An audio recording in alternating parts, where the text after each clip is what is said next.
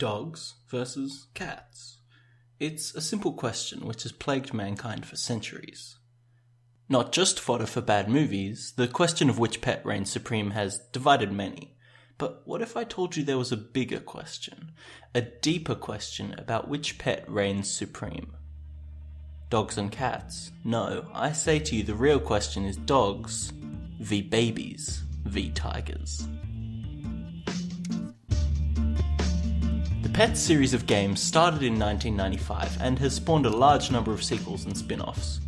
In the pursuit of which animal makes the best pet, I've decided to play through 3 random games in this series: Dogs 2, Babies, and Tigers Circus Life. Let's start with Dogs. As soon as you boot up Dogs 2, you're reminded that this game came out in 1997. Although I am playing the Game Boy Color port, which came out in 1999. You start out by adopting a dog, and you get 3 breeds to choose from. There are 2 regular-looking dog breeds, and this nightmarish Chihuahua. This thing is kind of terrifying. At random points it seems to spaz out and roll around and start twitching. After you agree to take your dog home, you're allowed to give it a coat of paint and a name. Since I adopted some kind of demon dog, I decided to make its name and colour match. Now, adopting Hellraiser's dog may sound like fun, but this game quickly became very boring. After I took my little monster home, I quickly found that there was almost nothing to do with it. I could take it to the park, I could pick it up or beckon it, I could paint it, and I could inject it with this thingy. But that's basically it. The dog has a couple of stats which you need to take care of. Throwing food or water at it helps it be less hungry or thirsty. I think you can wash it as well, but I didn't really figure out how to do that. In all honesty, the icons for each of the tools you can use are so indecipherable that I gave up pretty quickly and just kept injecting it to see what would happen. It eventually started giving me these heart-wrenching howls, and I felt pretty guilty. So I stopped playing. Out of sight, out of mind. Now, since I'm clearly a responsible pet owner, I decided to up the ante. Time to adopt a baby. Booting up this game gave me a couple of weird errors. Missing 45 words from base vocab. Mummy, dada, da, sh, poo poo, moo moo, coo, ta, ba, na, veggies, applesauce, goo, poo. Jesus, this baby really has a mouth on it. Anyway, you get to name your baby and you name yourself as well.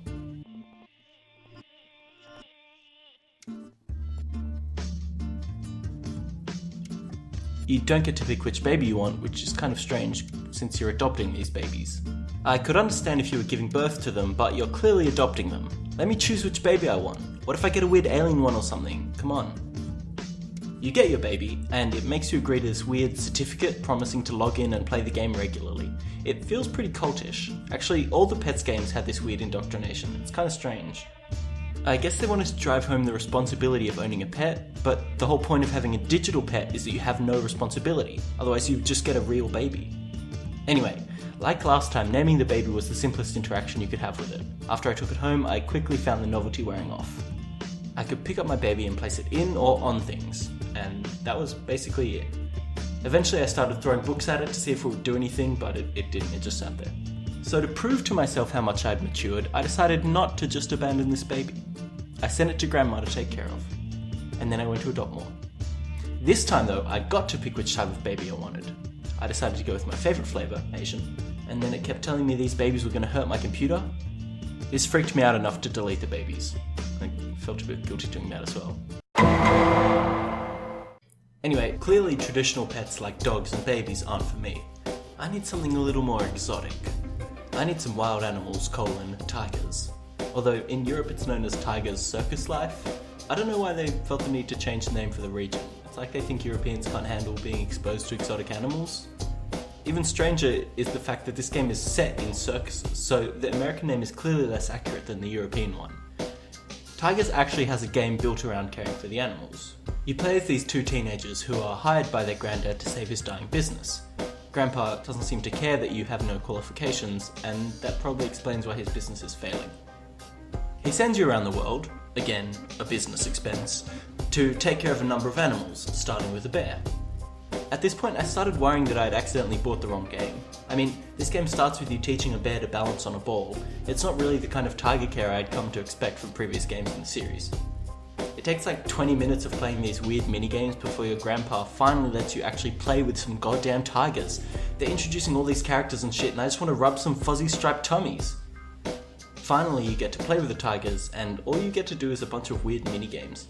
You can feed them by doing some kind of shitty math game, there's a washing game which is a clear rip-off of Nintendogs, and there's a brushing game which just kind of feels like animal abuse. Actually, this entire game kind of feels like animal abuse. Circuses aren't known for being the most animal-friendly places, and forcing a bear to balance on a ball doesn't really seem like it's PETA approved. In fact, the entire Petz series seems like it's indoctrinating kids into thinking animals are just there for your own amusement.